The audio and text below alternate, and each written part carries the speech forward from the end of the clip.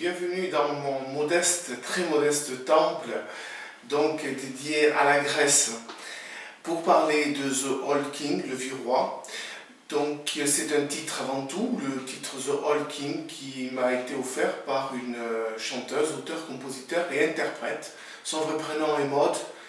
et son nom de scène est Nine. Donc c'est lors d'un concert de Tori Amos il y a de nombreuses années que j'étais à côté d'elle. Nous avons pas mal parlé juste avant le concert de Tori Amos. Et ensuite, une semaine ou 2 semaines après, elle m'a offert ce titre, The Old King. Pour la petite anecdote, 2 ans après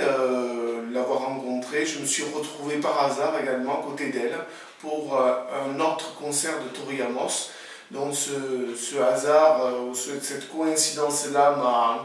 nous a un petit peu surpris.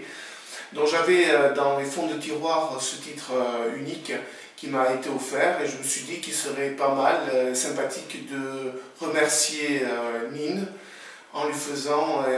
autour de ce thème un court-métrage qui était prévu au départ sur la durée du titre seul, mais qui au fur et à mesure que j'ai filmé, je me suis aperçu qu'il y aurait plus d'images que prévu et comme j'avais envie d'en mettre un peu plus, j'ai donc décidé de rallonger le projet The Old King en rajoutant 2 titres, un devant et un après The Old King, donc pour faire un projet un peu plus conséquent.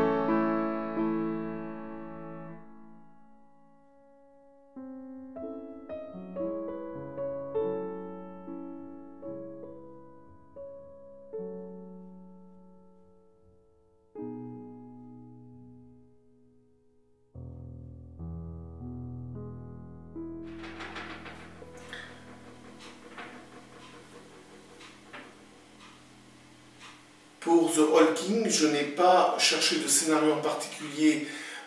au départ, si ce n'est que je me suis concentré sur la traduction de Nine, de son propre texte, la traduction, donc, puisque c'était un titre en anglais, je me suis donc concentré sur la traduction du texte pour pouvoir faire une histoire qui convient au texte et qui colle au texte. Donc le vieux roi, l'histoire c'est quelqu'un que j'incarne dans l'histoire, dans le projet, quelqu'un qui est extrêmement fatigué, une marche constante sur différents plans et sur différents lieux, une marche épuisante au fur et à mesure du déroulement du programme et de sa vie, finalement de son destin, qui est donc finalement en bout de course, qui est super fatigué, qui est épuisé, qui est laminé par le temps et les espaces, et qui finit donc à la fin, à la neige, sur la neige, donc sur un climat froid, proche de la mort. Et donc c'est à ce moment-là qu'il s'effondre de fatigue et qu'il meurt, donc, puisque le personnage principal meurt en montagne, dans la glace